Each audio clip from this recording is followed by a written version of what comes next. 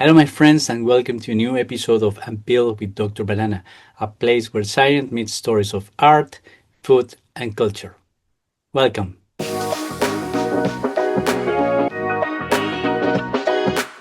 Bananas are innocent.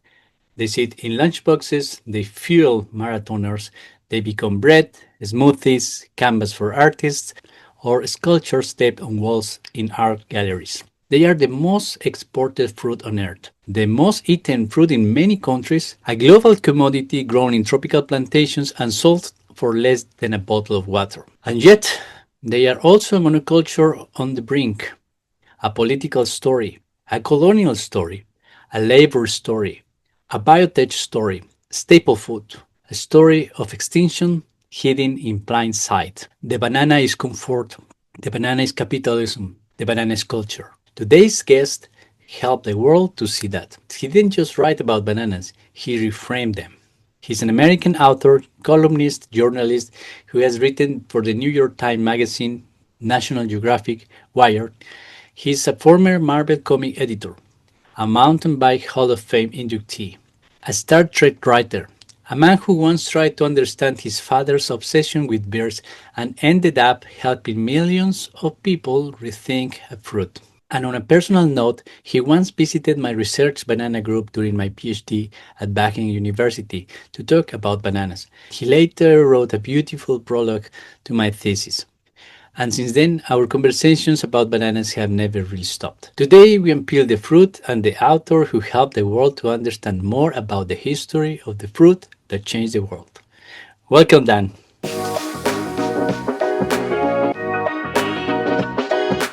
Hey, thank you for having me. Thank you. Thanks for accepting the invitation. I'm very happy. And how are you? I'm good. It's a very cold morning here in northern New England, snowing. I wish I was in a place where bananas grew and I was nice and warm. Yeah, you were recently in Dominican Republic, right? Yeah, I was just there for a family vacation. And as with any family vacation to the tropics or the subtropics, I'm allowed 1/2 day for banana adventure. You are really attached to banana, and it seems like you will never forget or leave banana behind. Yeah, as you know, once you fall into the banana pit, you never emerge. Yeah, it's like Oh, a curse I'm indeed. sorry. So Sorry today we about are that. we are going to talk about your career a little bit about your life, and of course, I as we start this conversation, a lot about bananas. So I'm really Sure. happy. I'm really happy you accepted this invitation. Dan is, among other things, the author of one of the most influential books ever written about bananas, the Banana, the Fate of the Fruit That Changed the World. I first read your book during my PhD when I was working on bananas myself. And I have the copy. Our supervisor gave us a copy. It was very interesting.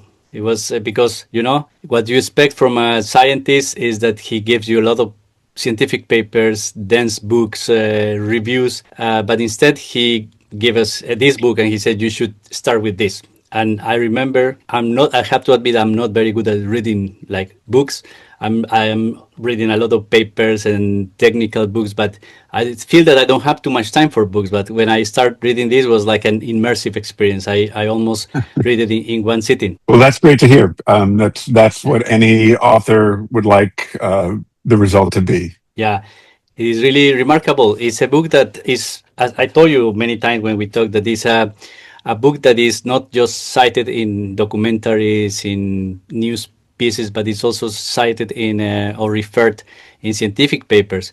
That doesn't happen very often. So you managed to create this bridge between the historical research with the scientific depth, genetics, plant pathology, without like losing this super nice narrative. After immersing yourself in banana genetics, taxonomic, botany, fungal pathogens, did you start feeling like one of us, like the popular meme? I'm something of a scientist myself.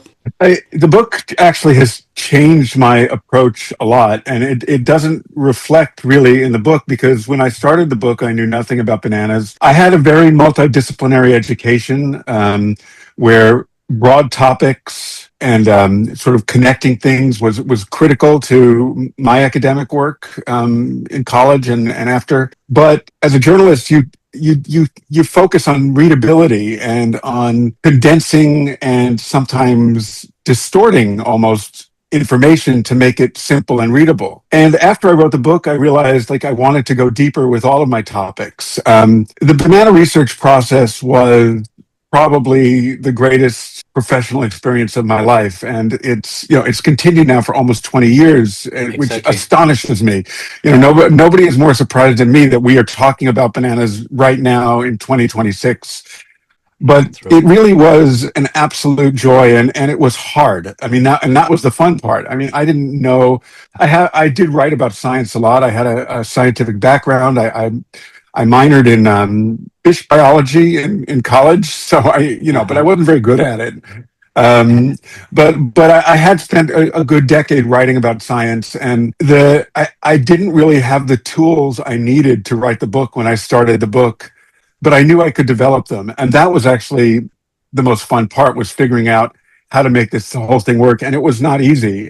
If you saw the draft of the book 2 weeks before it was due, it was completely different Wow. than what I Wow. turned in. I spent 2 weeks ripping the book to pieces and moving things around, and really saving it from being boring. I think. Yeah, indeed, it's not boring at all. It's like you cannot stop. It starts with I remember it started with the Genesis, even with the Bible philosophy. So it's really an amazing book. I love it, and actually I have it here. You cited for. I have it, so Yeah. it's a great treasure for me. We will talk about the book later a little bit more, but before we start, there is a quote here in this copy, and it says from the Boston Globe. It says, "Ambitious in scope, both fascinating and disturbing." And honestly, that's a perfect description. So let me start with that. What is something truly fascinating about bananas and something disturbing that most people still don't know about bananas? So it's almost the same thing, right? What is fascinating and what's disturbing and what's beautiful and what's ugly. You can create any number of yin yang sort of compositions here. But Yeah, the thing that got me interested the most, believe it or not, was how ubiquitous and boring bananas seem from the outside. And the second you literally unpeel the banana, it stops being boring. It becomes fascinating. And it is fascinating because it's ubiquitous. It's fascinating because bananas are everywhere. Because once you ask yourself, how did they get to be everywhere? You realize that it's almost a story of a character. It's not a yeah, story of an object. It's a story of something with almost a soul. And that is because bananas are so important to people and have been so important to people for so long, and because that importance has changed as humanity has changed. I think I say in the book, on some level, wherever people have gone in human history, bananas have pretty much gone with them. Sometimes the banana is the guide.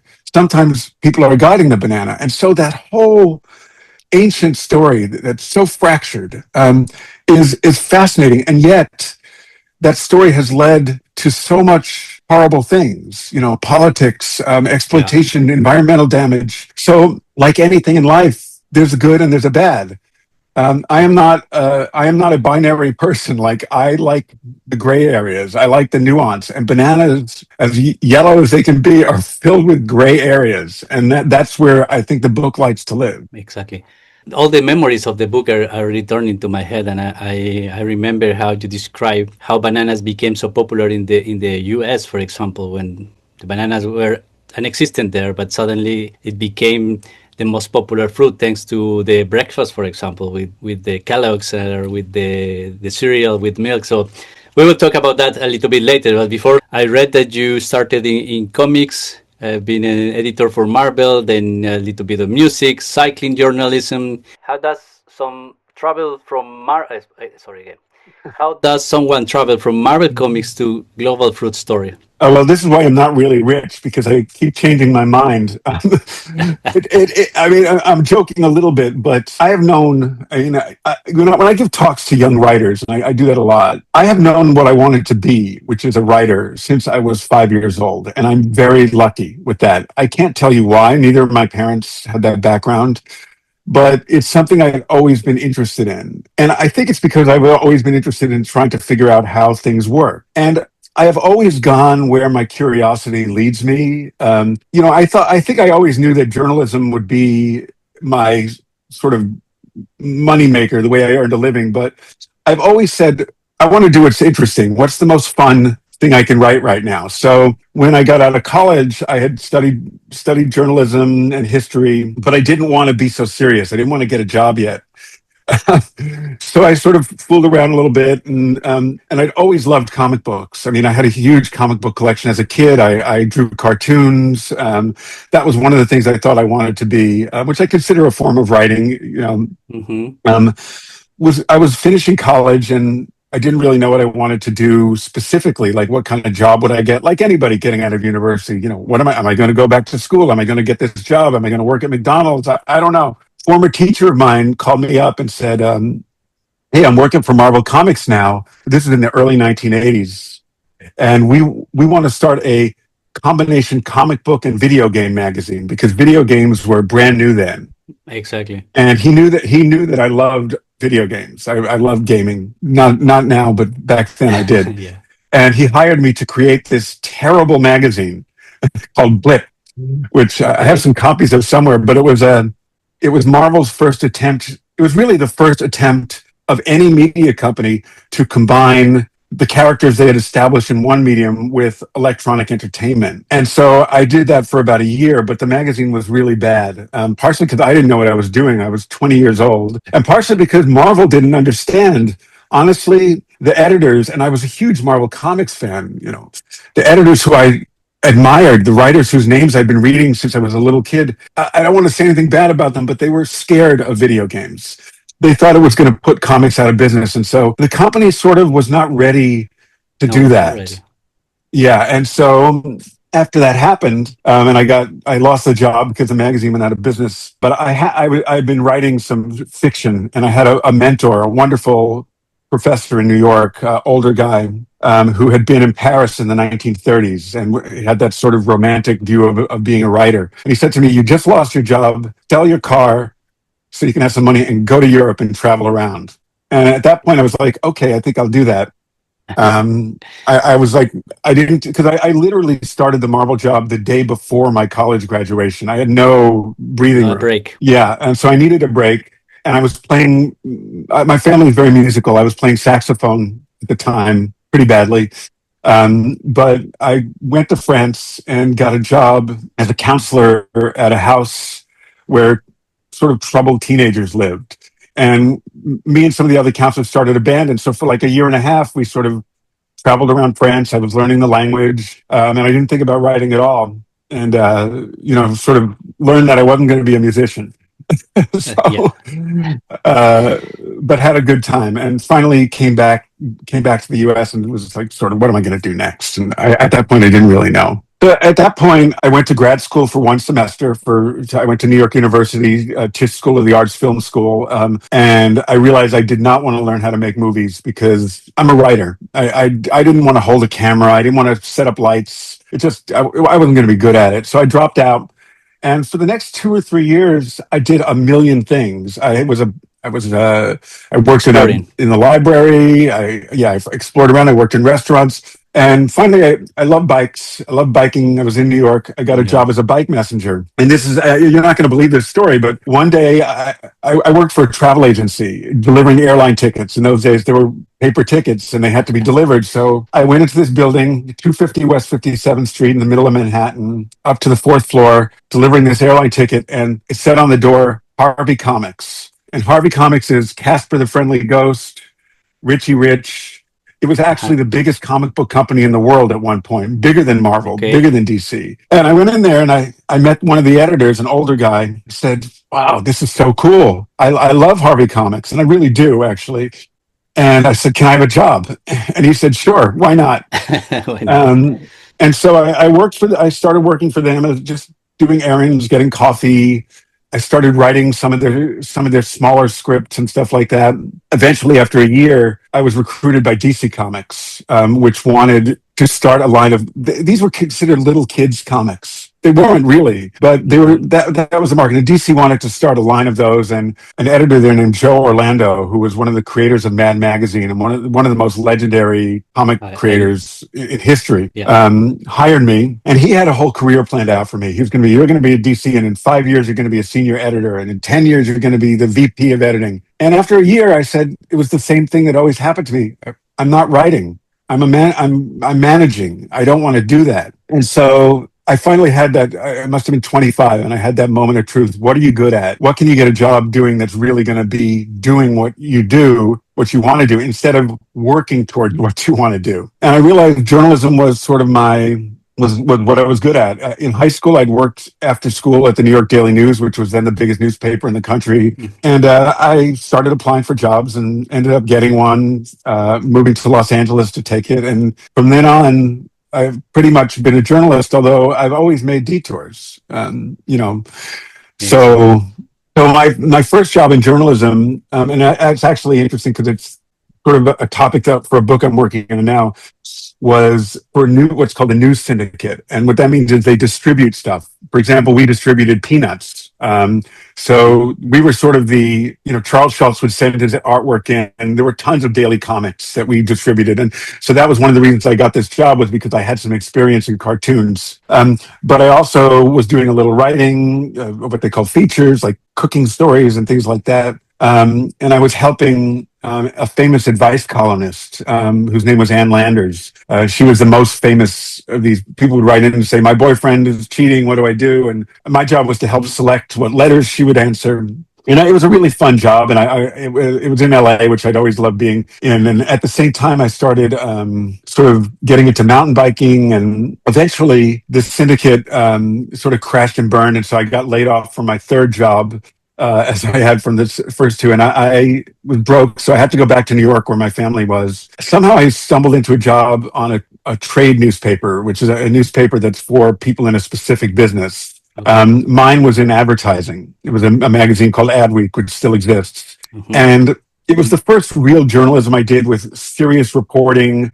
It was very competitive. We had to fight each other to get on the front page. We had competitive magazines and newspapers. And for those 3 years that I did that, I really learned how to write long form journalism. I'd never written anything that long, and I had a wonderful mentor who taught me how to write longer stories, which means learning how to research, I learned about accuracy. I learned about how to get your audience in. And eventually, though, I'd become more and more obsessed with riding my mountain bike. And I asked to be transferred out to the Los Angeles office. And they said, okay, we'll transfer you, but the only thing is you have to run the Los Angeles office. And I said, okay, well, if it'll get me out there, that's fine. But once again, I was a manager, and I hated that. I wasn't writing. And so I was just telling this story the other night. I lucked into, I was riding my bike, meeting all these people. Mountain biking in the early 90s, this was going crazy. It was the biggest fad in the world.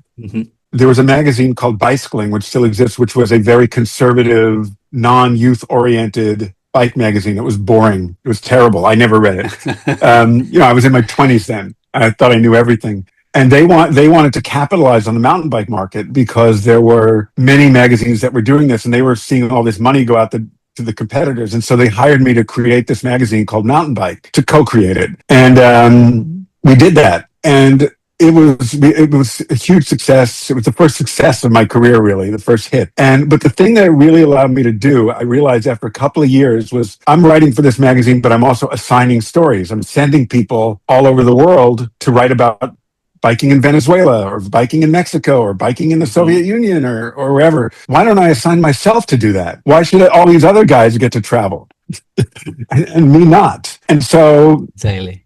I started doing that. That's really what eventually, almost 2 decades later, would lead me to Bananas, because from there, I was able to use some of the contacts I'd made at my earlier jobs and start writing for travel magazines. Yeah. And from the travel magazines, I started writing for National Geographic. And from National Geographic, I started writing for science magazines and writing about birds and stuff. So it was really the biking and that let me see the world and realize I can make a living by getting other people to pay for my trips to cool places. It's an interesting story.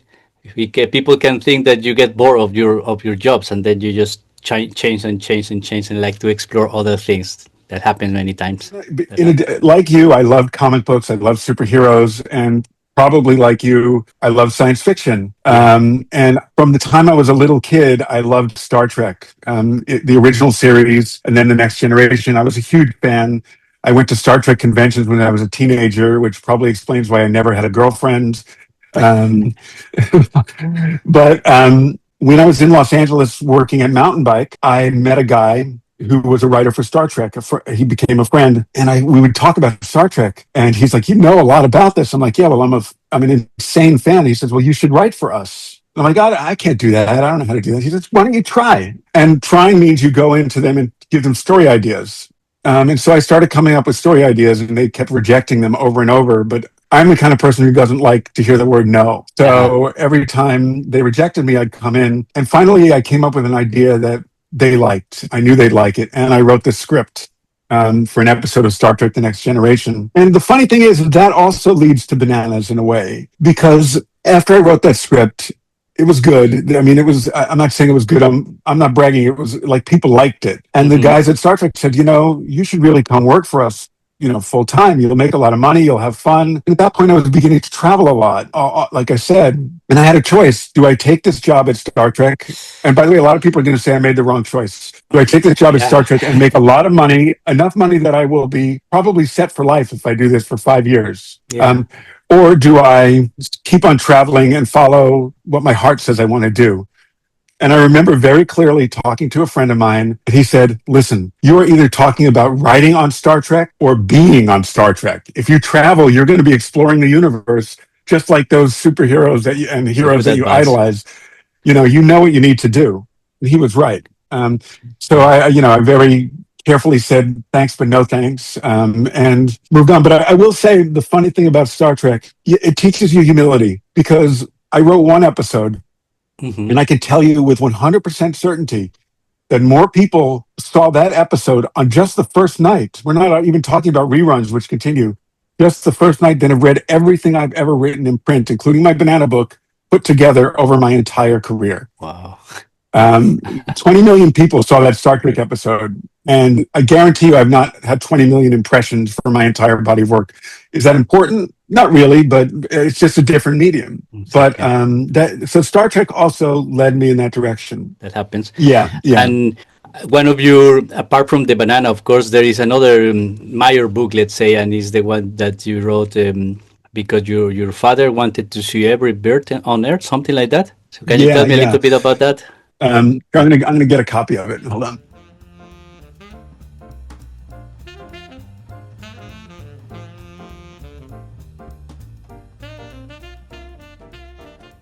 Okay. So this is the book. It's probably going to be in Yeah. reverse, but it's called "To See Every Bird on Earth." Mm-hmm.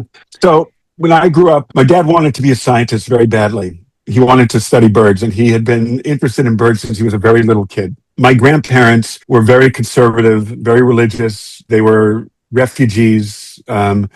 They had no money. They'd gone through terrible hardships to get to the United States, and they did not understand what my father wanted. They wanted him to be a doctor to have financial security. Of course. Mm-hmm. And so my father was an only child. He'd had an older brother who died very young. And my grandparents had really, I like to say that they had put the entire hopes and dreams of everyone in the family into my dad. And he was going to be a doctor. But he loved birds. He was really interested in them. And so when I was a kid, we would go bird watching all the time. And I have to say, my dad is probably someone who's on the spectrum. He really didn't relate to the world in any way other than through birds. He was not he passed away about 15 years ago, and he was a very brilliant man, but he was not an easy person to sort of get along with or understand. But when he was looking at birds, that changed. That was his dream, and he was living it. When I was 7, he decided that he wanted to see every bird on the planet. At that point, there were about 7,500 known species. Now there's about 10,000. And he left our family to do this. And he went and tried to do it. And by the time I was in my 30s, he was doing this. And we were not, we talked a lot, but we were not close. And he was approaching his 7,000th lifetime species, which is a milestone. It sort of puts you into the top echelon. There were only 7 or 8 people who'd done that. And he'd really destroyed his career. He never had relationships with women or anybody else. He'd spent almost all his money, but he was still able to fund the birding. And I said, I'm going with you on this 7,000 bird trip to Brazil. Uh-huh. And he said, "No, you can't come." And I said, "Well, I'm writing an article about it, and so I have to come because I won't have an article. It's for a science and nature magazine called Audubon Magazine, named after John James Audubon, the famous bird painter." And we saw this 7,000th bird, and I realized this was a world that was completely crazy. The way bird, it was Mhm. really a sports story. The birders competed with each other. There were strange rules. There were people being ostracized. There were people lying and cheating. It was a really interesting culture. And so it was Yeah. really up my alley. I'd sort of gotten a reputation at that point as someone who writes about strange things and obscure things and boring things and tries to make them interesting. And so after the article came out, and this happened with Banana also, I realized I know so much more than I could write in 5,000 words. I have to do a book. So I wrote this book. A lot of people liked it, and it was good. I will say that one thing I learned, and I tell this to people all the time if they ask, I thought this book would bring me closer to my dad. I thought it would bring us closer like this.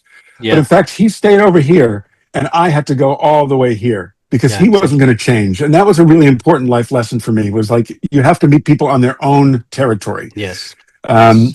Now, one thing that happened during that trip was I tasted some Brazilian bananas. At that point, I didn't know there were other bananas. Exactly. This was the late '90s, but that was the first time in my mind I thought, well, these bananas are interesting. Like, Hmm. who know? I didn't know what a Cavendish banana was. I didn't know that there was Yeah. a standard export banana, but I knew that there were these Plata and Uro bananas in Brazil, and they were really delicious. And that was the first time I started thinking, like, wow, there's something interesting going on here. Maybe you I thought put like, it why we aside don't for a long have time. this? Maybe Yeah, you I thought did. like, why we don't have this in America? Yeah, and so I grew up traveling, and so I think I've always had that. My dad, before he left us, was in the army.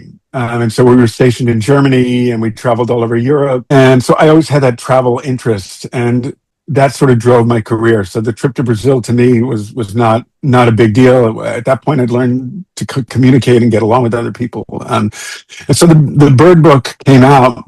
It really helped my career because it was really well reviewed. People liked it. It's quite different from the Banana book. It's much more personal, although there's some elements that are the same, getting deep into a topic on many levels. But I started getting better freelance assignments. I remember this very clearly. Can't remember what year it was, but it was probably around 2001. One of the ways I would find story ideas is I'd go to the library and read all the scientific journals and just look for little articles that were like that would be Hmm. considered news, but no one had discovered yet. And I found an article that mentioned Randy Plotz, who I think we'll talk about later, and Hmm. this disease that was hitting bananas. Really, bananas are like so popular, but there's this chance that they're going to go under. And then I Disappear. learned, and so I pitched a story to a magazine called Popular Science, which doesn't exist anymore, but it is exactly what its name suggested, Yeah. science for regular people. And I said, we have to go to a banana research facility, banana breeding facility, write about the efforts to save the banana. They didn't have a lot of money.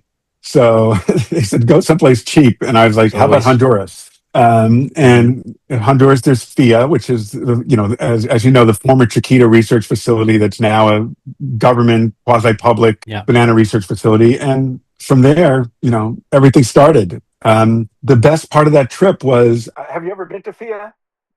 No, but I'm going probably this year. So the best thing about that was, to me, not just seeing the bananas, learning how they were grown, learning the production, learning about the pathology. It was walking around the old Chiquita compound, which was falling apart in a way, but still had that air of a colonial outpost. It was still behind a fence. And going into the room that had been the private swimming pool for the bananeros, the white Uh-huh. bananeros, it had been turned into the FIA library. So they covered the pool with concrete. And there were all these Okay. papers and books from the 20s, 30s, 40s. There was the gardens at Lancetia, which was down the road where it had been Chiquita's Hmm. experimental garden and it had grown wild. So there were all these crazy kinds of bananas there that I'd never seen or known about. And you could tell I was like, starting to get excited. I'm like, oh, this is like amazing. Cool. The fruit is amazing. I wrote the article and the article went viral. I mean, that's what you'd say. I started getting calls and going on TV and on the radio. Everyone was saying, oh, the banana's going extinct. What are you going to do about it?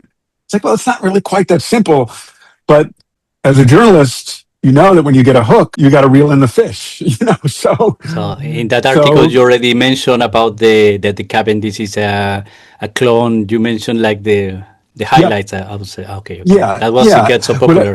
what I didn't get into at all in that article, even though I knew a little bit about it, but not much, was the history, the politics, the culture. This article was purely about this is the most popular fruit. It's threatened. What's being done about it? Hmm. I wasn't aware of genetic engineering at that point in a way.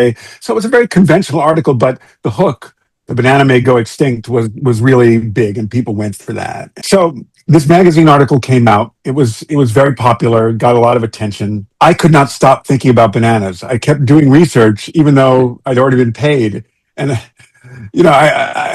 I thought, okay, I better make a book out of this, or else I'm never going to be able to pay my rent. And because my earlier book had been successful, I went back to my publisher and I said, I want to write a book about bananas based on this article. And they said no. They said Oh, nobody cares about bananas. Bananas are boring. Are you crazy? Like, I pushed it and pushed it and pushed it. They finally agreed to do the book, but they said we're not going to pay you nearly as much as the Bird book.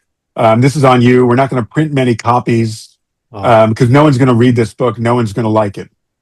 So my publisher, Penguin, and I love them because they published all my books, did not believe in this book at all. My editor did, but my publisher didn't. They printed very few copies to start with. I think maybe just 2,000. But the book started getting good reviews, and part of it was because I could talk to you about the sort of intellectual process of writing the book and how I came to certain conclusions. But in yeah, terms of the business end, it started getting good reviews, and I ended up getting a call from a radio show called Fresh Air, which is probably the most popular sort of book and media oriented radio program in the United States. It's on public radio, so it's sort of aimed at a higher. It's not popular radio. It's meant more for sort of like a more thoughtful audience. And I went on Fresh Air, and at this point I'd done probably 20 radio interviews. I'd done a book tour, so the book was beginning to sell. But when the host of Fresh Air is a woman named Terry Gross, I instantly knew that she cared and a lot of people don't read the book when they interview you, and you could tell right away. And you yeah. always get the same questions. Even for after 20 years, basically the questions are the same. But she asked me different questions that were hard because she'd heard the other interviews and she knew that like she didn't want to do the same thing. And she had me sing the Chiquita jingle, "Yes, we have no bananas," on air, live. Um, she made me do it. And I can tell you, it was By the way, incredible. I didn't know that. I didn't know that jingle until I read it in your book. Then I Yeah. googled it. So then everybody knew it after I sang it. Uh, And you can look on Amazon and see where your sales numbers are in real time. Banana was probably the 6,000th most popular book on Banana, the 10th on Amazon, the 10,000th. Within 10 minutes of that interview airing, it was up to number 5. And it started selling and selling and selling. And every time they rerun that interview, even to this day, they rerun it every year. My sales shoot up, not to number 5 anymore, maybe to number 125. What happened with the book also, the reason it's been so long lived, I think because it's got a lot of, I sort of adopted this philosophy in writing it of putting in a lot of what I call did you knows.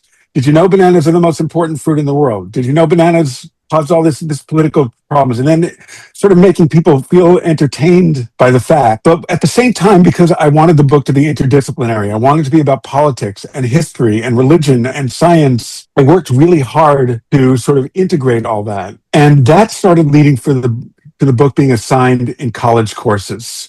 And this has been like your mentor in yeah. college and university courses. And so my book is assigned in journalism classes. It's assigned Yes. in history classes. It's assigned in science classes. It's assigned in writing classes. And so, believe me, I'd like to tell you that I was a genius who figured this out and it was a strategy. It totally wasn't. No. But because of that, people keep reading the book and continue to read the book to this day. Just this past summer, for example, I met someone here. I ran into someone, didn't know them. I said, "What do you do for a living?" They said, "Oh, I'm a university English professor." I said, "Oh, that's really interesting. I'm a writer." And she said, "What'd you write?" And I said, "I wrote this book called Banana." And she's like, "Oh my God, I've been assigning that book for 10 years." And I was like, "Thank you so much." So, Yes. but the other thing that I think really made a difference. And I think I want to make an argument because there's a lot of arguments against multidisciplinary learning. Part of it's because people naturally want to specialize and go deeper. Part of it's Hmm. because it's hard. part of it's because a lot of times it isn't very good, right? Like multidisciplinary just means do whatever you want. While I was writing this book, I had this sort of like revelation. I'm not saying I was the first to have it, but I think I was one of the first to articulate it about the banana and specifically about banana disease, which isn't just that the disease, Panama disease, the earlier version of it spread because banana companies were greedy and they would plant bananas and then the fields would grow fallow because they were contaminated and they'd move on. It Hmm. was because of the business model. That bananas had to be the cheapest fruit in the supermarket. And because of this business model, everything else happened. The spread of disease, the political troubles, because they were constantly looking for ways to save money. So they weren't going to do scientific research and come up with a better banana. They weren't going to let their workers have rights. They weren't going to stop taking land. And so suddenly I saw this connection between the biology and the culture and the business and the dollar. And that to me, that was the aha moment in the book when I realized, okay, I know what this book is going to be about. Because even though it's broad, even though it's about this thing that is so ubiquitous, it's actually about that. It's about how Yes. one decision can cascade through all of human history, really. And the dominoes fall so far away from the first domino that you might not even realize there was a first domino. And that moment when I sort of in my mind saw what I thought was the first domino was the thing that made this book good. And I think to this day, even though I think most people wouldn't articulate that, because people tend to like the part that they like. Yes. The science guys like the science, the writing guys like the story, But I think that first moment of realizing it was all connected and figuring out a way to successfully connect everything was a huge thing for the book and a huge thing for me as a writer. It was something I hadn't really done as well before. I didn't realize you had to, and that changed everything. And I think that's why the book remains a popular book to this day. It's a It's not fantastic because book. I'm really good looking or anything like that. So That helps. That helps sometimes. No, but I'm getting older. you're right.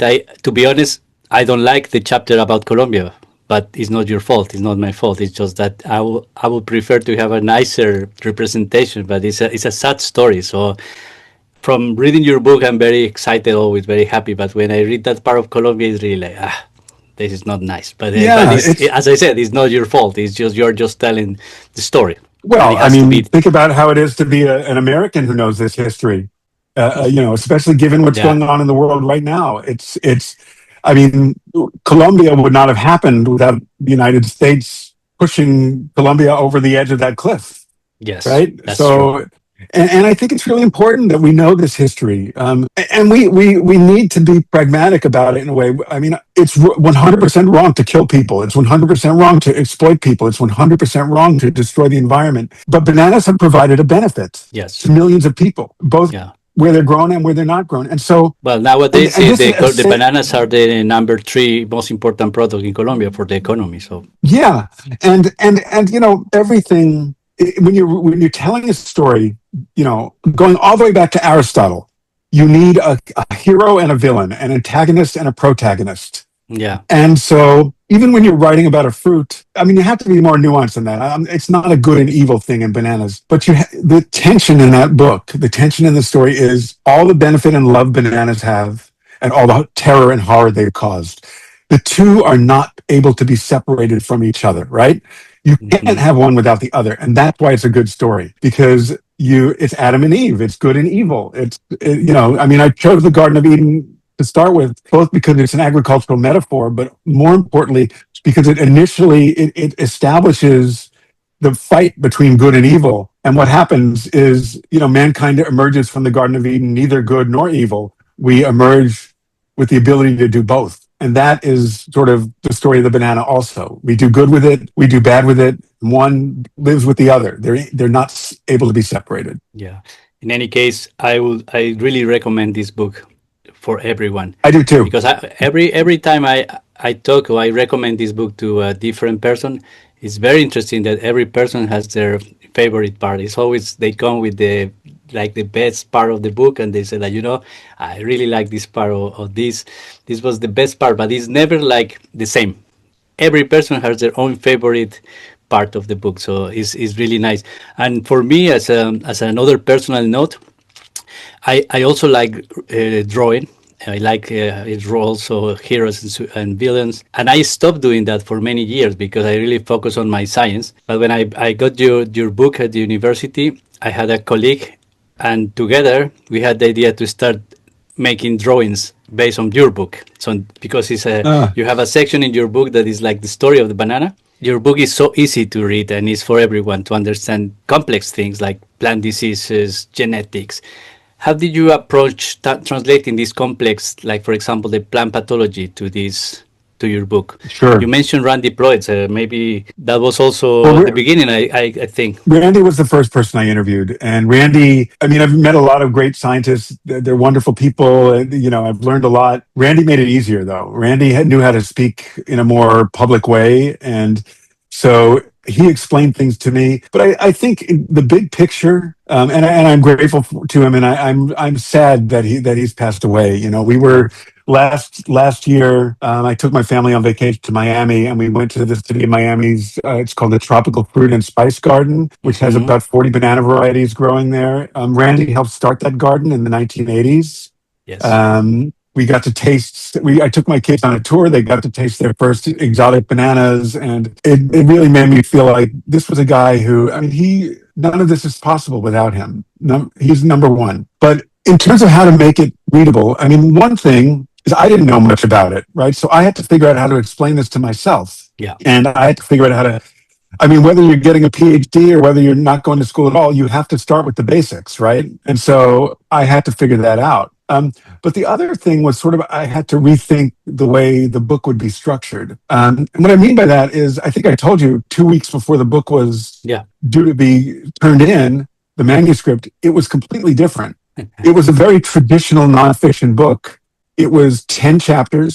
Each chapter was about 10,000 words or so, and it was very linear. And it wasn't working. All the information was there. The writing was good, but I felt like nobody is going to want to read this. They're going to read the first chapter and they're going to walk away because it's not exciting. Hmm.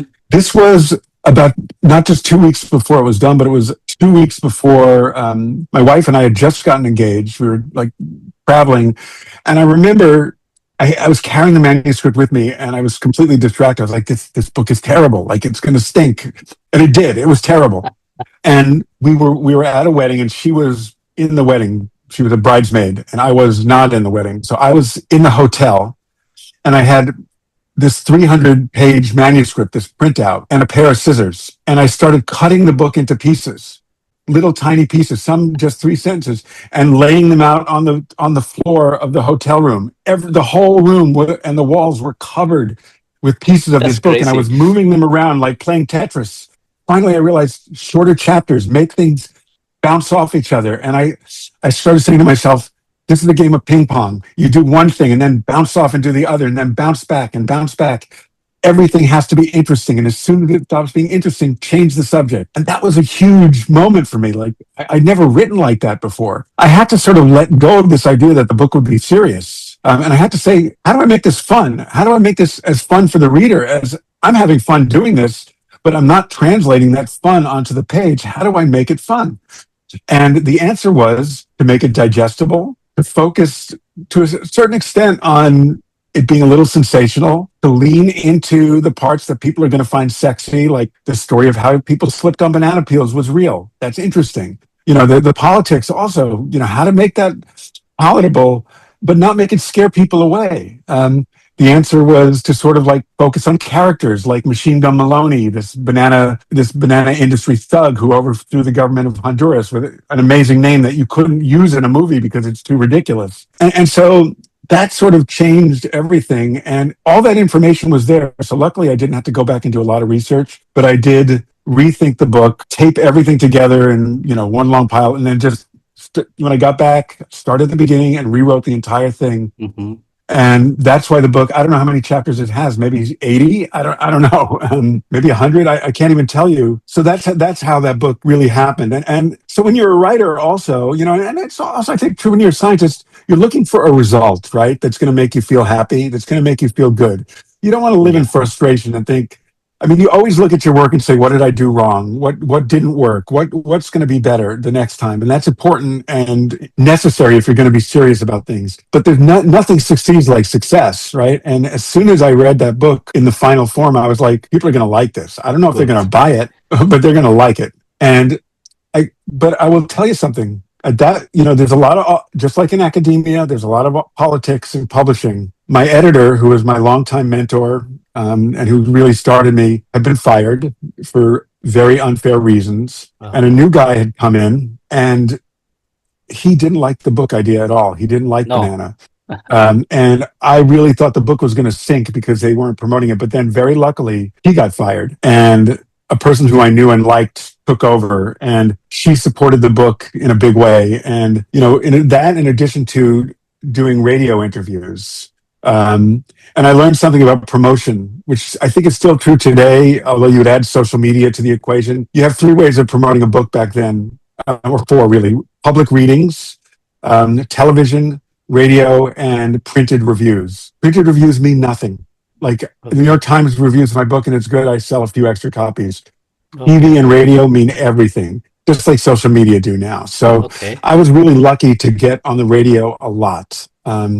And to learn how to be good in interviews like this one, and to learn how to speak in public, and give lectures and entertain people. And so it was a huge personal, I got really lucky. I mean, that's just the best way to put it, really. I got so lucky with this book. And I think I told you before, like, most of the radio interviews I did were fairly serious shows, news shows, things like that. But every once in a while, I would do some kind of like crazy DJ, morning guy. There was a guy in San Diego called El Cucu de Mañana, who Uh-huh. had a bilingual show. And I remember he asked me, to sing just like the other person did. And he had all these crazy sound effects.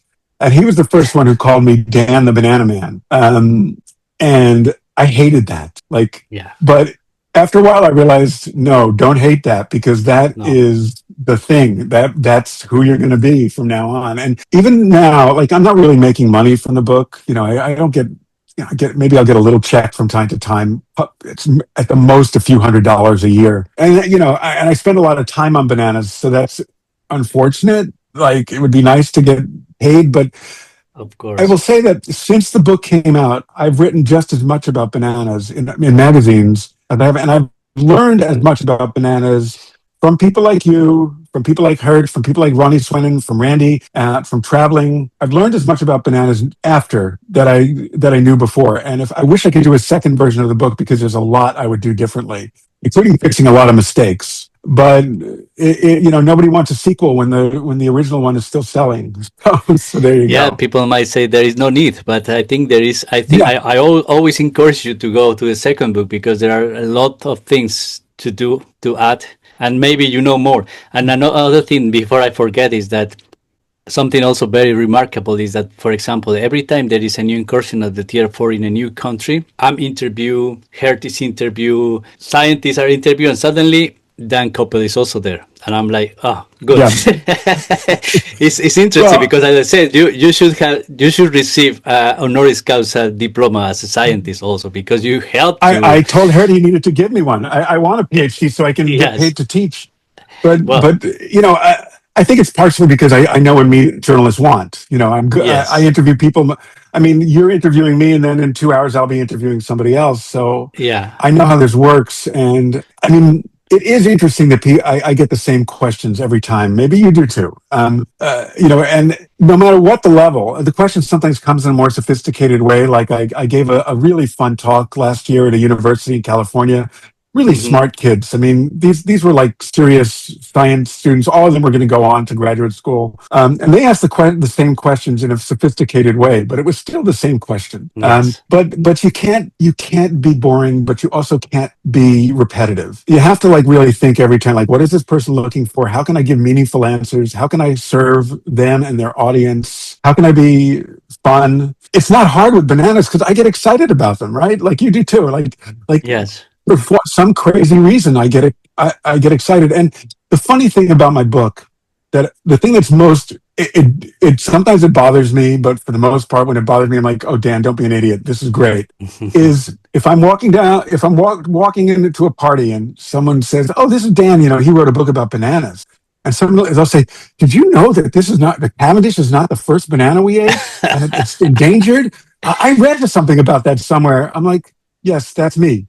That's me. You might have read an article about it that I wasn't in, but no, with no major ego, I could say for sure that nobody would be talking about this in public if not for me. And Yeah. I'm not bragging. What I'm saying is now it's like a child that has grown up and gone on to make its own life. And nobody cares who the dad is. Like nobody says, who is your dad for the most part? They say, who are you? And so when people tell me what I already told them several generations removed about bananas, and they tell it to me as they're telling me something new and fresh that I need to know, that makes me happy, actually. It would be better if they gave me, if I had another book, but overall, it makes me happy. And think about it, every writer wants to be remembered for something. I'm not saying this is going to keep, selling in 100 years. No one's going to care. But to have a book continue to sell and continue to be talked about, and a topic that's actually really important, that means something, and to have that still be people be aware of it, and I do think on some level I've played a role in helping people to learn about this and therefore to try and do something about it. And that's really gratifying.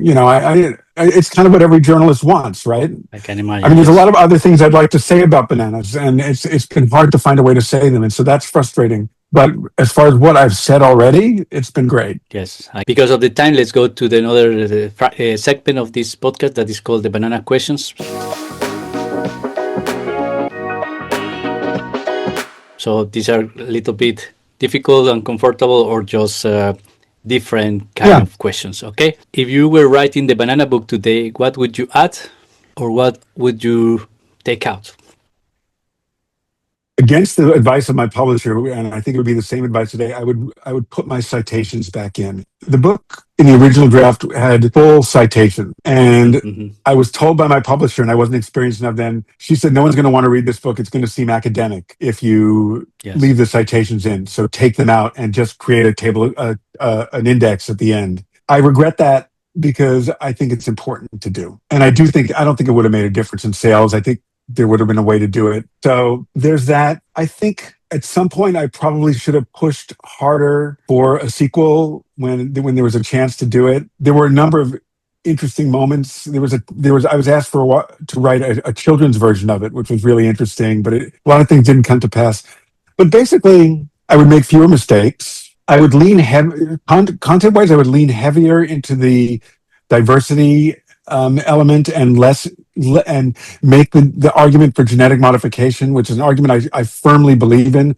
Make that argument both stronger, but as part of a bigger diversity element. I mean, if you've seen any of my talks, I talk a lot now about Yeah. ending the monoculture.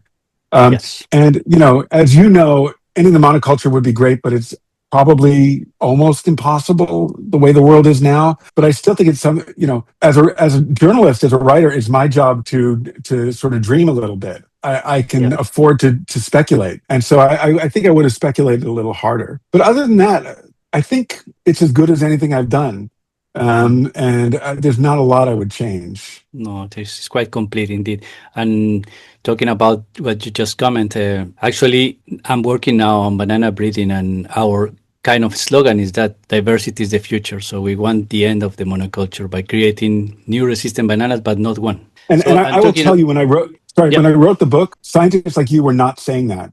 They were No, of saying, course not. let's find a commodity banana to replace Cavendish, and it's going to be one, and it's probably going to be a GM banana, and that's the end of the story. And part of it is because I've seen the world of apples. We grow apples here where I live, and I've said this over and over. When I was a kid, there were two kinds of apples. We didn't even know what they were called. Like, we didn't know that a red delicious apple was called that. It was just a red apple. We didn't know a green apple was called a Granny Smith. Now there's hundreds of apples, and they're amazing. And Mm-hmm. having gotten to travel the world and taste bananas, it just seems a crime to me that we can't have these other bananas.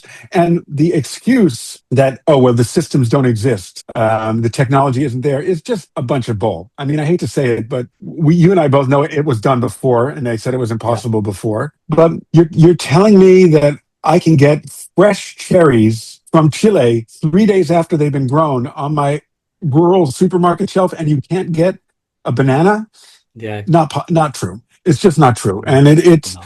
and what happens in the banana industry, in any industry, it pays to be conservative. It doesn't pay to be a risk taker in a lot of ways. So, In the same line, if the Cavendish disappears tomorrow, let's say, and you could have the power to design the next global banana, which or what three traits must it have?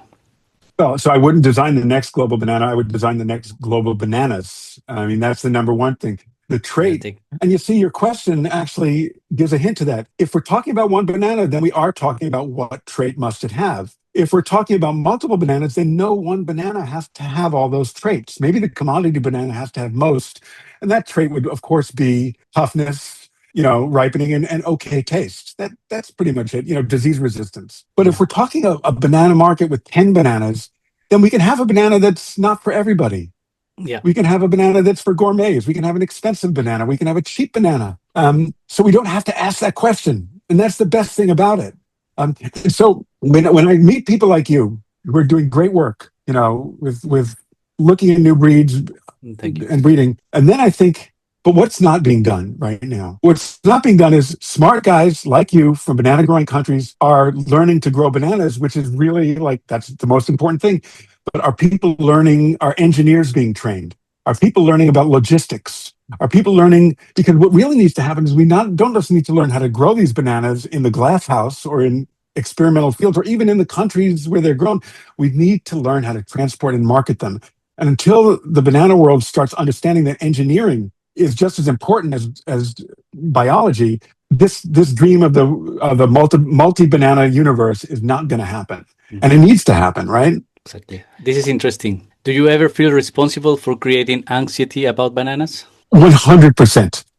Um, but it's not the anxiety that bananas are going to go away. I mean, because I'm really careful in the book not to put numbers on things. Like, used to always be asked, is it going to happen in 2 years, 5 years, 10 years, 20 years? I think in the book I say 10, 20 decades. If Yeah. you predict it, you're going to be wrong. But it is Yeah, exactly. happening. Privately, I said 20 years from when the book came out, it would hit Latin America. I was right. But I was right because Exactly. Randy told me I was right.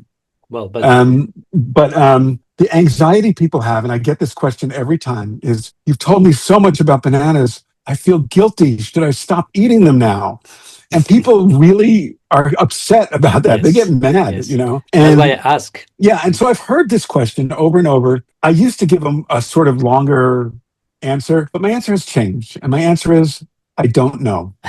It's hard for a journalist to say I don't know because we're a profession where people pretend to know everything.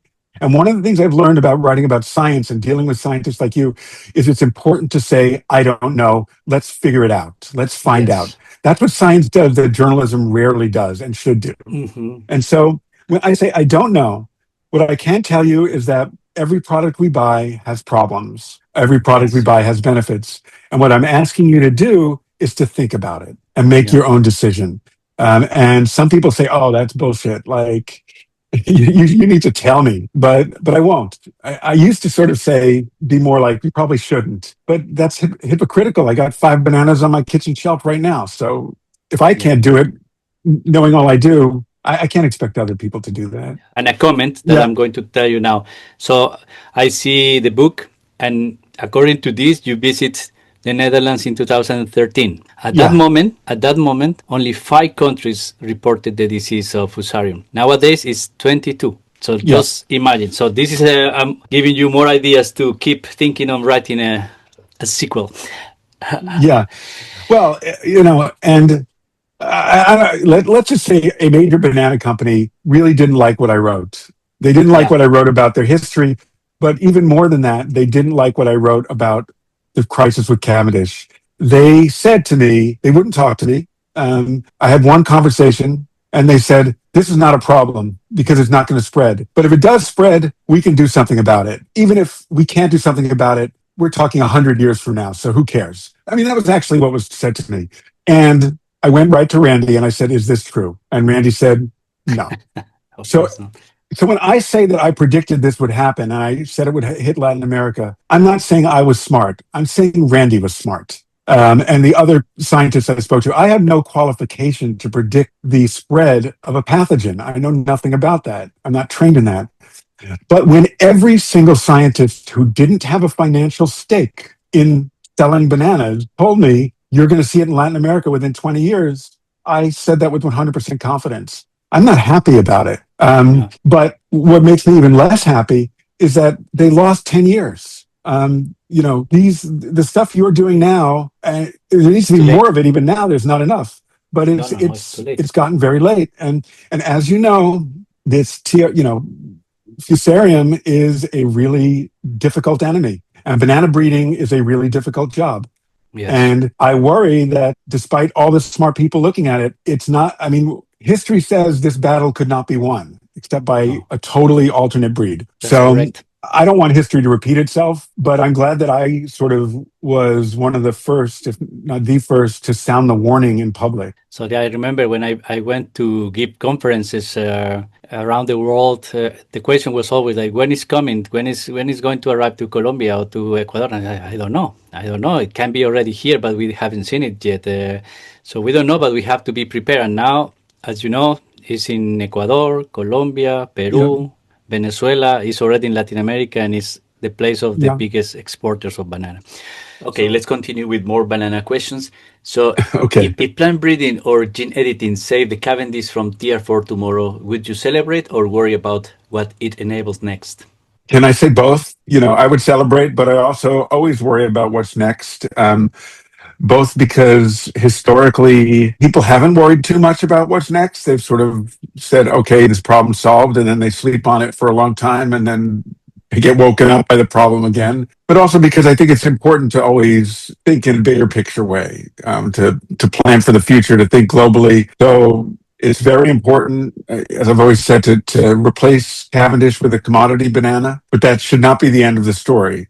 And I guess my biggest fear is that a lot of people will think it's the end of the story, which Yes, is too bad. exactly. We call it like a easy fix. Okay, we can create another Cavendish and okay, it's done. But what next? We are just postponing the problem for another few years. Right. I mean, if your house is built on unstable ground and a window breaks, fixing the window is not going to change that your house is going to Exactly. fall down. Exactly. So that's why it's something that you mentioned earlier about, and we both agree that the diversity is the future, and monoculture should really change. The system should completely change. Yeah. You're in a position to make that happen. So Well, I'm we, just in a position to yell about it. yes, indeed, indeed. We will try.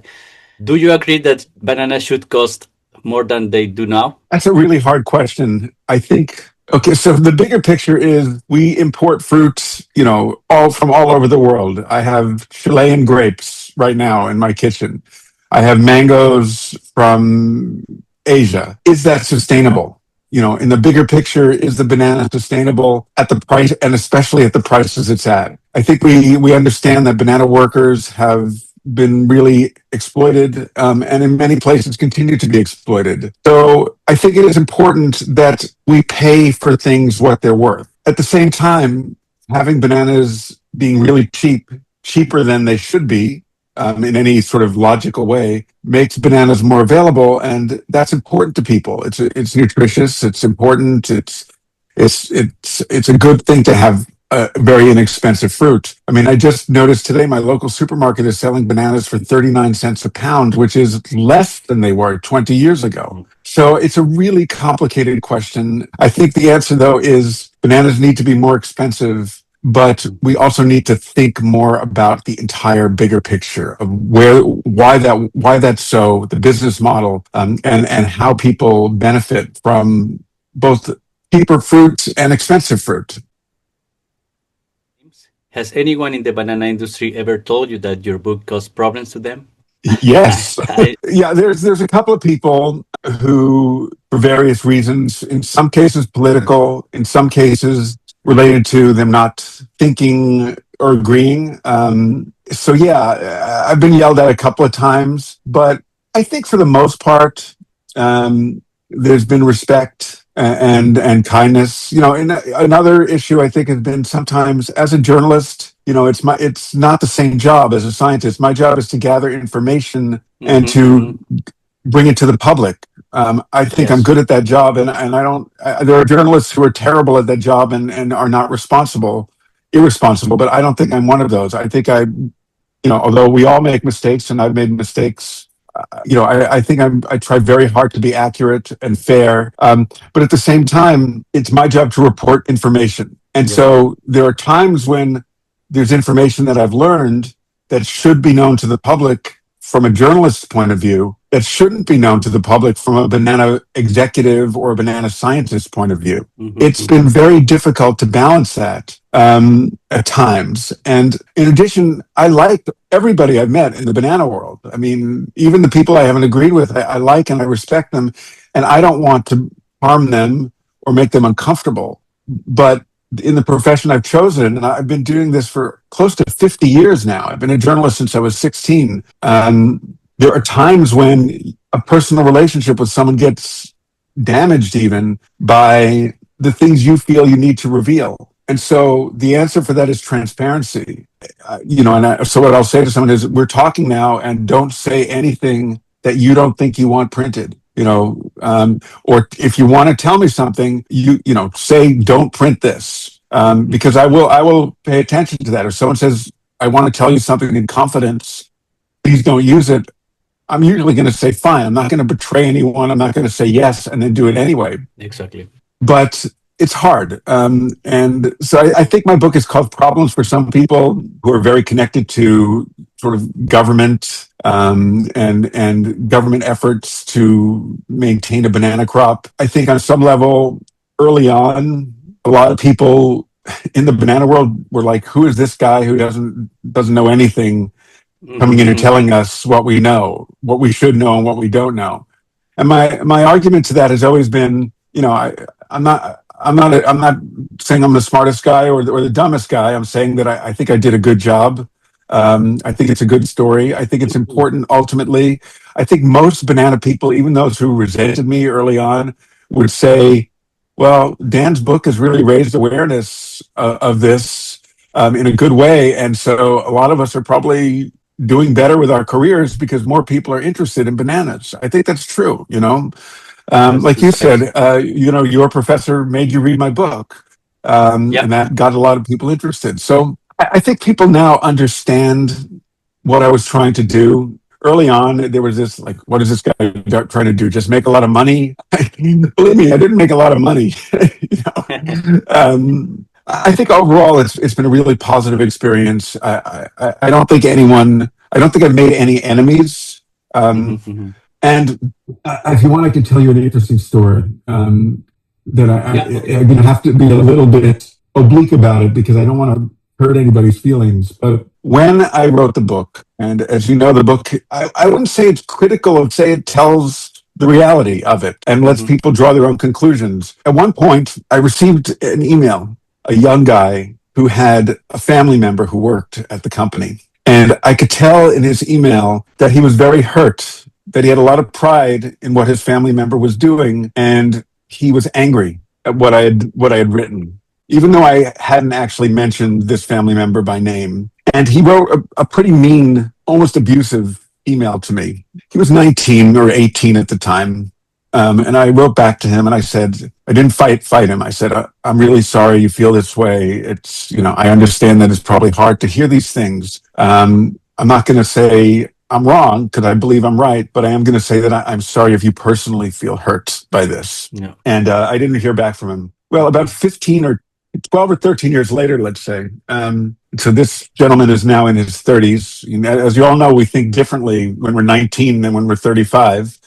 He wrote back and he said, I'm really sorry for that email I wrote you so long ago. I think you knew what you were doing, and I think you were trying to expose the truth. And, it was hurtful to read what I read, but I'm sorry that I was so mean to you. And I wrote back to him and I thanked him, and I was very moved by that. You sort of have, when you're a journalist, it comes with the territory. There's going to be people who don't agree with you. Yeah. There's going to be people, you could write something that you think is the nicest thing on earth. This has happened a couple of times to me. And someone will pick on something little that nobody even would interpret the way they do. And they'll be mad at you and never speak to you again.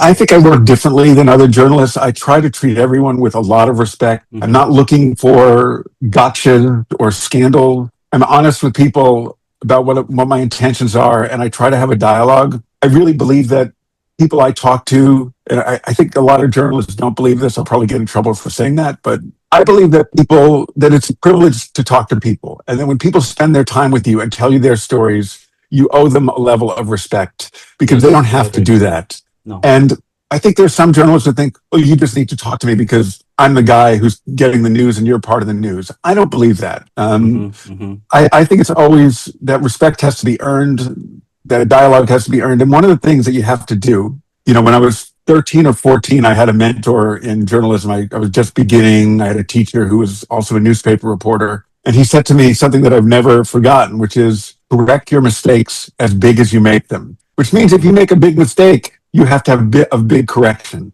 And a correction is not just telling your readers, sorry, I got this fact wrong. Here's Yeah, what's true. You have to do that. It's also talking to the person who felt wronged and saying, I made a mistake. And exactly. here's what we're going to do about it. It's hard to do. I mean, even to this day, we don't make, I don't make as many mistakes as I used to, but sometimes you do. And it's hard to call up someone and say, you know what, I was wrong. I'm really sorry about this. And, just one more thing, I guess. The biggest mistake I've ever made in my career had nothing to do with bananas. There is an article in Runner's World magazine about the biggest mistake I ever made. If you look up me and Runner's World, Okay. the whole article turns out to be about the mistake. And I think it's one of the best pieces I've ever done. And it sort of outlines sort of my philosophy about how we as journalists need to be more careful about who we're talking to and letting them know what we're looking for and respecting their words. That's a great message. Yeah, indeed. As you said, something that I get from this answer is that people deserve respect. And as you said, also, you cannot betray the trust of people.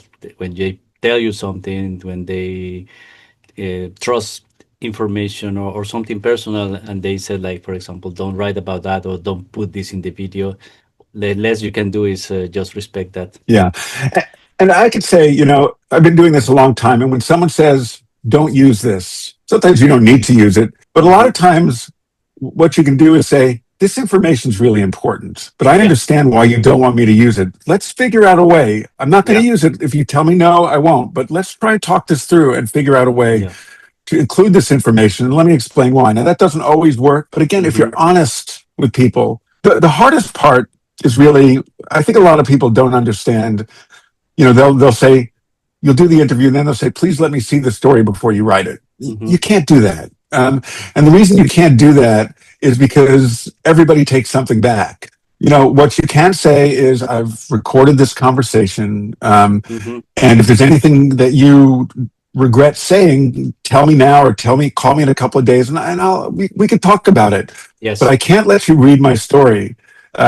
Both because at that point it's almost too late to make changes, but also because other people are in this story. And I can't let you look at this story that might have someone who disagrees with you. It's not fair to anyone to show them something in advance. So it's a delicate job. And by the way, like at the New York Times where I used to work, if I get caught, I've never done it, but if I show a story Hmm. to a source, I'm fired. That's the end of my career. Yeah. It's a big taboo, and for good reasons. Yeah, I can understand. We could talk about this topic, I think, for hours because it Yeah, happened to me many times during my interviews. Sometimes I say something and I say, like, please don't put this. Suddenly it's there. Or we say, like, please, if you're going to film this, don't film the labels, for example. And they said, no, don't worry, we will edit. Barely happens.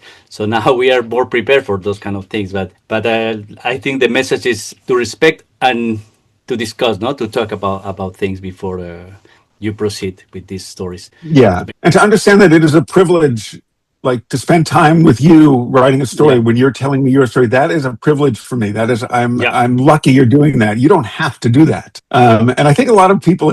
I'm not going to say this too loud, but I think a lot of people, especially these days, who are in journalism, who are in media, who are doing social media, don't really understand, or maybe they think it's just old fashioned the way I was trained. And things do change. And different cultures have different standards. So, Yes, Absolutely, absolutely. Well, let's continue with a few more questions. Yeah. These are a little bit more different questions. If bananas could write their own history book, what chapter about humans would be the most embarrassing for us? Great question. I would say most embarrassing for bananas is, and it's probably inevitable, but this idea that bananas are naughty, because of their shape, because they're a phallic symbol, and It's true. it's first of all, okay, we all know that it's true, I mean, it is what it is, but and there are plenty of other things, cigars, cucumbers, tunnels, you know, but it's an old joke Yeah, and we keep repeating the same joke over and over again. Maybe that's because it's funny. But I will say, in terms of the culture, that story about how bananas were seen as taboo in the Victorian era and how that had to be exactly. overcome is a great story. Um, it's people kind of don't believe it when I tell them that, and then I send them the postcard. That United Fruit came out of the ladies, eating the bananas like this. I have a couple of those, and so what it was real. And maybe, just maybe, even though it's a little embarrassing, maybe the effort that they had to put in to make bananas popular, to overcome this taboo and many other things, is what helped make bananas so important in our hemispheres. We're not talking about subsistence bananas in Africa now. We're talking about import export bananas. And there were so many hurdles to overcome, shipping, ripening, harvesting, land, labor, disease. And this ridiculous Freudian thing was one of those hurdles, and it was just as difficult. You could have come up with all the ways to ship bananas, all the ways to ripen them, all the ways to Yes, exactly. to treat them. But if people weren't going to put them in their mouths, it wasn't going to work. So it's embarrassing, but it's real. It's real. I When I made this question, I was thinking about that part of your book. Indeed, is because it's quite funny. Yeah. And I actually interviewed another person a couple of weeks ago, and he said that he cannot see a man eating a banana just like with their hands. He laughs like crazy, and it's very, very, very funny to see. I Let mean, me see. it's on the level of a fart joke, right? But we Yeah, have kids. We know that fart jokes are funny. it's, it's if bananas went extinct, what cultural ritual would we miss the most? So again, I'm only talking about import export bananas, and I'm pretty much only talking about the United States and probably Europe. Mm-hmm. There are many, many, as you know, cultural Yeah. elements to the banana that are really important, and that would, entire societies would be damaged by the loss of bananas. But if we're talking about where I live and my neighbors, I think the number one is I have heard from I know so many runners, and I've heard from so many runners who say, I eat 3 bananas a week, or I eat 5 bananas a week. I can't go on my run without this banana. I carry a banana in my back pocket on my bike jersey. Um, and so it's somehow become wound into this sort of like superstitious training routine. Um, Yeah. so I don't think I think probably they'd come up with something else, energy bars. But I do think that Yeah. the ritual of the banana as a sports food is really Yeah. important. And then I also think that the ritual, or the fact that bananas are what we call grab and go. It's a food that you can grab and take with you and eat. They're everywhere. They're at my local gas station. I can buy a banana. At the airport, you can buy a banana. And so I think people don't really understand on some level how deeply embedded in our universe the banana is. Bananas are Yes. everywhere. Everywhere. And Everywhere. and once they're not everywhere, I think people would miss them, but I don't think they know they're everywhere. It's almost like a weird thing. Like bananas are so everywhere that they've faded into the background, right? We see them all the time. It's like, it's sort of like when the guys are scanning luggage at the airport for a bomb. If they do it too much, they stop seeing the X-ray because they get Yeah. used to what they're seeing. And that's the same thing. Like we don't see bananas because they are everywhere. We would see them more if they disappeared on some level. Exactly. Exactly. I was thinking about that because we have them for granted everywhere. But the Yeah, moment we don't have them, probably people will say, "Hey, where's my banana?" Or I yeah, need the yeah, banana for the breakfast of the kids. So that's the reality. It's everywhere, but it's invisible. I would say. yeah, yeah. And that was a hard thing about selling the book when I started working on it. My Hmm. publisher was saying, bananas are boring. Nobody cares. And I said, but count how many bananas you see today. It'll be 10. It won't be two. You'll see them everywhere. And Yes. that helps sell the book. If you could see banana industry in 2050, would you expect to feel relieved, worried, or vindicated? Yes. That's my answer. I mean, seriously, I'm an optimist. Despite 125, 150 years of history in monoculture, I am not saying this because it sounds good. I really believe that Hmm. we will see banana variety. We will see changes. We will see improvements in both the variety of bananas, the health of the crop, and most importantly, in the well-being of the people who grow and work in our banana plantations. So I really think it'll be better, but it's never going to be perfect. And so we'll always have something to talk about and try to improve. That's perfect closing this question and the answer.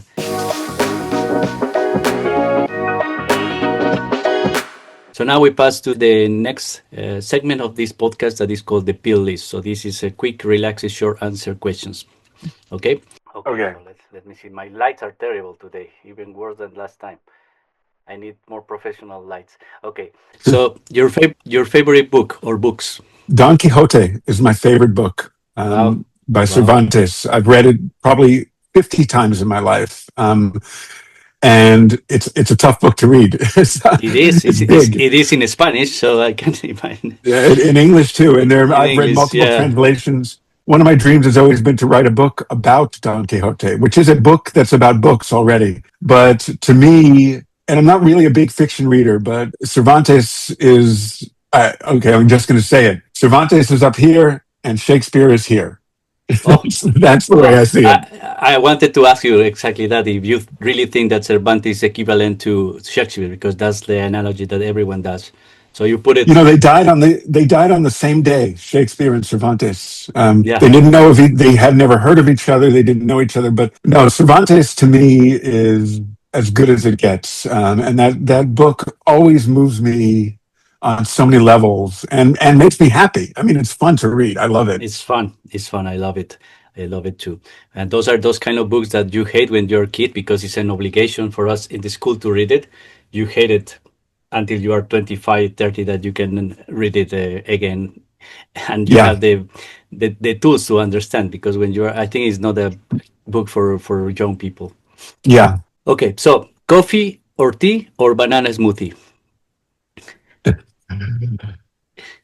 Tea for sure. I don't drink coffee very much. No. I'm not a big Oh, coffee fan. I okay. should be, but I'm not. And banana smoothies, It's, I'll have one, sure, but no, I drink several cups of tea every day, including okay. I brew my own yerba mate, which I like a lot. Okay, okay. I never tried the yerba mate. Yeah, it's good. So, favorite Marvel character? Favorite Marvel character? Um, it's got to be anything that Jack Kirby created. Kirby Fantastic is Four, Kirby is my what's that? the Fantastic Four. Yeah, when I was a kid, Fantastic Four was by far my favorite, and I grew up right in the Kirby era. So yeah, I would say the Fantastic Four is my favorite Marvel character or set of characters. Nice. And do you have a DC? Oh yeah, I do. Which My one? favorite DC character is from those years that Kirby worked for DC, which is in the early '70s. He was stolen away from Marvel. He created a series called The New Gods, and my favorite Uh-huh. character is the villain Darkseid, um, who is the prototype for Darth Vader, 100%. Yeah, exactly. I still have all those comic books from when I was a kid. By the way, I've saved them all. And So, also Thanos, no? yeah, Is it Thanos. which one was first, Thanos or Yeah, Darkseid? Thanos was before Darkseid. But Hmm. but my favorite Marvel villain against the Fantastic Four was Annihilus, who had the antimatter universe, and if he touched Reed Richards, the whole universe would explode and turn into nothing. So Uh-huh. I love your listeners probably don't know who Jack Kirby is. You do. I mean, but anything with Kirby is my thing. Okay, excellent. Yellow, green, or spotted? Spotted. Good. We all know Um, that spotted yes, is good. exactly, exactly. Favorite fruit besides banana? Honeycrisp apples. Apple. Totally. They're so that. I mean, I love apples. I like apples more than I like bananas. Actually, just on a pure taste level. That's partly because we have so much variety. And apples are. I can go pick apples in Maine every fall. The Honeycrisp is an amazing apple. I probably have at least one every day. Okay, a city in the US. Los Angeles. No, no. I love Los Angeles. I consider it my hometown, and there's so much I love about it. That could be a whole other conversation. But anybody who doesn't like LA doesn't know LA, and I'd like to show it to them. Nice. A city of the world. That's an interesting question. It's got to be. It's either Paris or Mexico City. I like Paris because I minored in French, so I speak French pretty well, and I have a lot of friends there, and it's a beautiful city. I like Mexico City because it's an amazing global city. I Hmm. mean, it's just a beautiful place. And then I'd say number three is San Juan, Puerto Rico, which is in the United States technically, but it's a colonial Yeah. city with a lot of Spanish architecture, and it's beautiful. I love old cities, even though LA is my favorite and it's not old, but generally I like old cities. Mountain bike or long walk? The 25-year-old Dan says mountain bike, 60-year-old Dan says long walk. That's your answer. Good answer. Good answer. Paper notebook or digital? I use both, and I'm insane about the way I take notes and how I organize my notes. And so I use, let me see, I use these. Hmm. Hmm. There you go. These are reporters' notebooks. They're special. They're specially made for newspaper reporters. They're easy to fit in your pocket. They're compact. So I love these. But I also use digital notes on my iPad with a stylus. Okay, good. A sound that you love, A song. I mean, there's so many. or Right now, I'm listening. yeah, Right now, my favorite or artist. mhm. I'm listening to a woman named Nico Case, who's an American rock folk singer. We just saw her in concert. She's great. I love Amy Winehouse. I listen to her all the time, and I'm really happy that my kids are listening to the Beatles. They wouldn't always do that, but they've discovered that, so that's really That's nice. very good. Nice, nice, nice. A smell you associate with childhood. Okay, I'm going to say this, and you can use it. I don't care. My parents, unlike me, smoked a lot of weed. Oh. So the smell I associate with childhood is marijuana. Fortunately or unfortunately, my parents were hippies. So Okay. Did you say I can use it or not? you can use it. Go ahead. Okay, okay, okay. A bird that you like. My favorite bird is a bird called the scissor-tailed flycatcher, which is not a very exciting bird, but it's my father was a bird watcher. I wrote a book about him. He studied birds. And this is a bird I remember seeing with him when I was very young. That was very meaningful because of that moment. What brings you peace these days? Um, just knowing that I'm healthy, knowing that my family is healthy, having a good place to live, and just feeling like I've accomplished something in my life. I don't want to say it's all over. I'm looking back, but I think I've pretty much done what I set out to do. There's other things I would like to do, but yeah, that's what Mhm. gives me peace is the idea that I've actually done something. Excellent. And the last one, what do you want to be remembered for? You know, it's funny because all writers think they're going to be Cervantes and think 500 years later, people are still going to be reading them and talking about them. And I can tell you, I don't believe that. I don't think Mhm. people will remember me. I don't think they're going to be reading my books in 20 years. Maybe And yes. honestly, I don't really care. Like I'm about now. Like I'm glad people are reading my books now. When I'm gone, I won't care, right? I won't be there to celebrate it or be mad about it. So, but I think I would like to be remembered as somebody who was fair and ethical and tried to do the right thing. Yeah, I think people will still remember you many years, the Banana Man.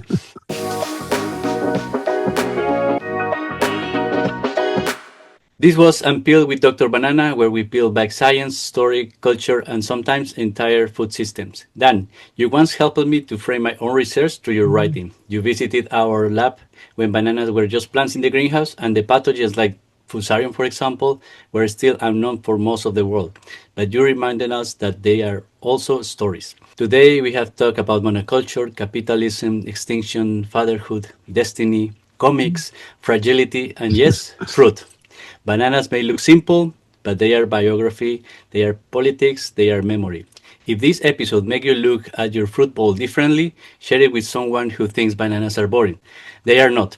See you next time. Stay curious and keep peeling and eating bananas. Thank you, Dan, and bye. Thank you so much. It was fun. See you Bye soon. bye. Bye.